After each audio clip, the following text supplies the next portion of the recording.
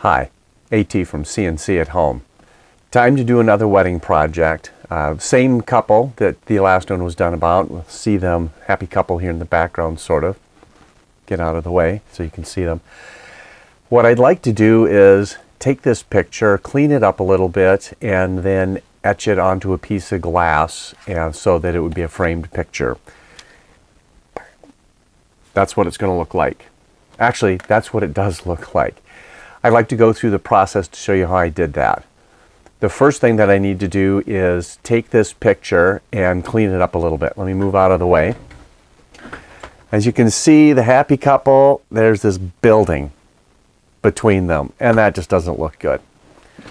So I want to get rid of that building. The way I'm going to do that is within Photoshop. I'm not going to give any lessons on Photoshop. That's not my thing. I know enough to be dangerous, and I know enough how to get rid of that building.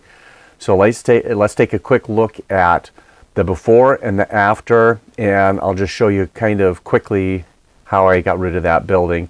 Then we'll go into the laser burning part of that and see how that works. Remember to give this video a thumbs up.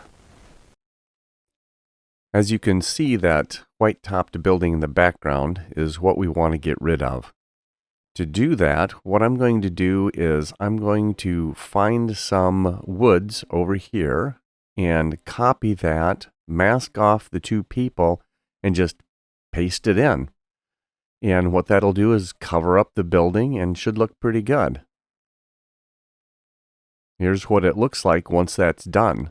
The woods seem to match fairly well, and as you can see, it is a copy of what's on the right-hand side. The next step will be to crop this picture so that it fits the 5x7 frame. This is the image that I will take into Lightburn and burn onto the glass. After cleaning the glass, I spray painted it black. And it's kind of difficult to see because the camera doesn't want to focus and black doesn't show up so well. So I'm getting a reflection in here so you can kind of see that I do have a piece of glass on here painted black.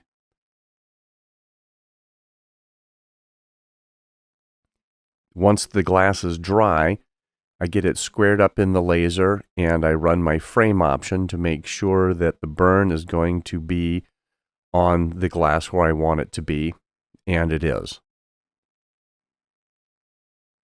Now we'll start the burn.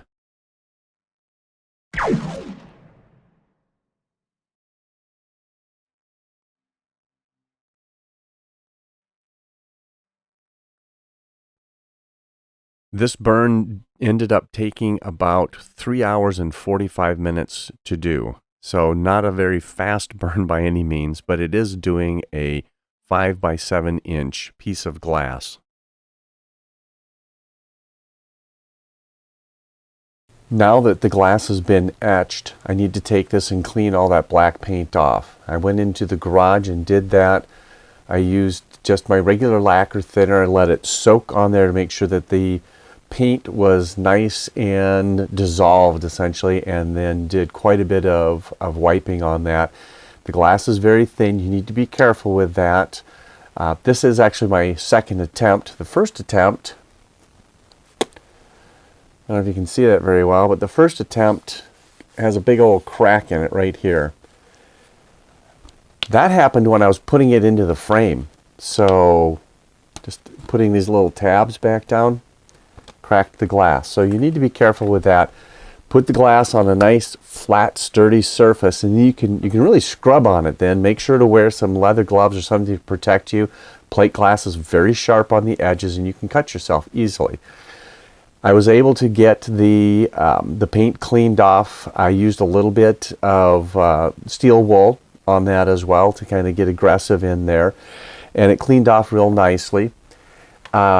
This is a good example. I did paint the back of the glass. Over here I painted it silver on the back, and here I painted it white.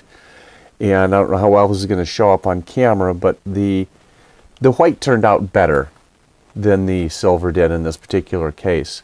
So that's what I did to this second burn is once everything was cleaned up the back of the glass, I painted it with a nice coat of white paint, and then that turned out pretty well. When I picked up these picture frames. I did get 2 of them just in case. So it's a good thing I did. So this turned out fairly well. This is etched on the glass and the painting is on the back side.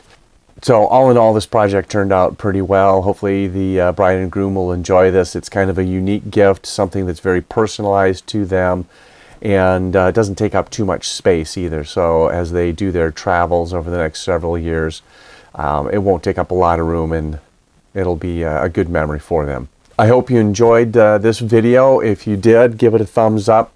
Also, make sure to subscribe to the channel. That helps us out quite a bit. Enjoy doing your CNC at home projects.